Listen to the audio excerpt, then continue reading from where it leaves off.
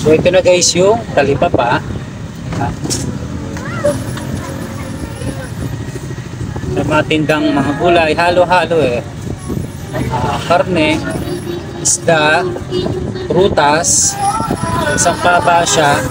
Ito yung talipapa na sinasabi kong malapit sa Pasinayo Home Silaga.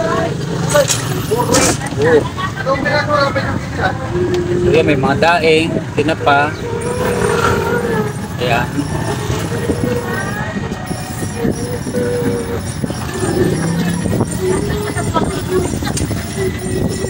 Tapos, may school dito is Moriel Miles Academy, preschool and elementary school. Dito ang entrance niya sa Hillsview Subdivision. Ciudad Nuevo. Yan yung school ang pinakamalapit sa Pasinaya Home Silaga. So, ito na yung Pasinaya Home Silaga. Yung paglabas dyan, yan yung sa Hillsview Bus Terminal. Ayan, dyan na yon. So papasok tayo dito. Ayan. Dito na ipapunta ng Pasinaya Home Silaga. Dito may mga nagtitinda mga gamit sa bahay. Ayan. Ganun din, may mga gulay din. Mga damit. Ayan. Itlog, mantika. Car wash. Part ng Ciudad Nuevo ito.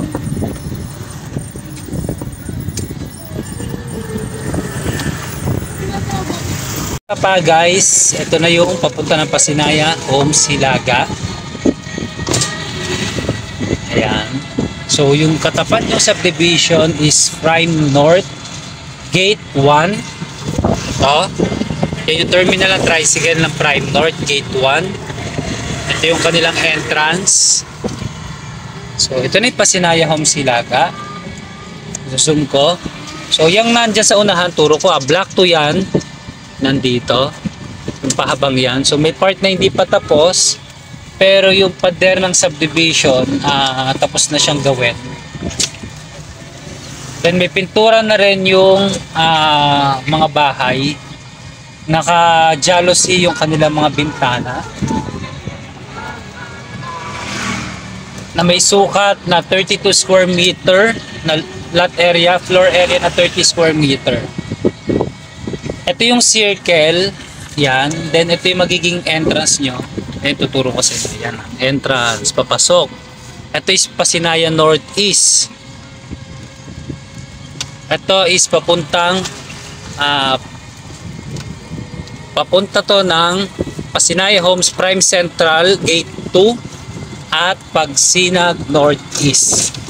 So unang madadaanan si Pasinaya Home Silaga. Kaya mabilis siya maubos kasi 200 units lang ang allotted. Then ang wala kasi siyang monthly down payment, 10k lang ilalabas mo para sa kuryente at tubig.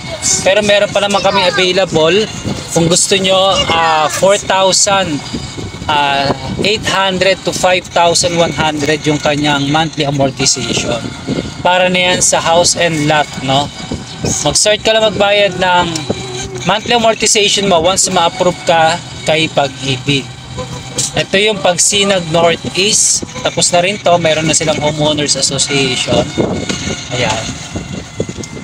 Then ito yung kanilang dito nilagay mga solar panel na ginagawa yung Pasinaya Homes Prime Central. So ito meron pang mga natitira mga solar. Ayan. Solar. So ito yung subdivision ng Pasinaya Homes Prime Central. Tapos na siya guys. Nag-start na rin siya nag-turnover in January. Ito yung gate ninyo. Ito yung subdivision wall. Ayan yung mga bahay. Ayan. May mga nakatira na rin. Tapos ito yung water tank nyo. Ayan yung water tank. Ayan. Yan yung Pasinaya Home Prime Central. Before 2,876. So kaway-kaway sa mga nakuha ng murang bahay. Kasi ngayon 4,000 plus na. So ito na yung sa amin is Pagsinag East. Yan yung itsura namin. Oo.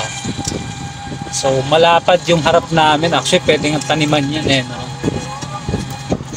Tapos kung sino gusto kumuha, ganyan, magtatanim kayo, no? Volunteer, tanim, tapos pwede mag-harvest. Pwede mo siguro gamitin pa samantala yung lupa.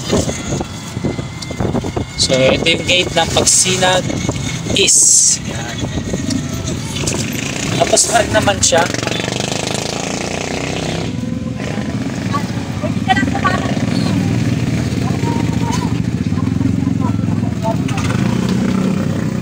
So, ito yung entrance. Ayan. Yan. Mataas na yung pagkakagawa sa ano. Alanganin yung pagkakagawa sa entrance. Masyado mataas. Ito, block 3. Green 4. Yan. So, dito lang guys ang update. Thank you for watching.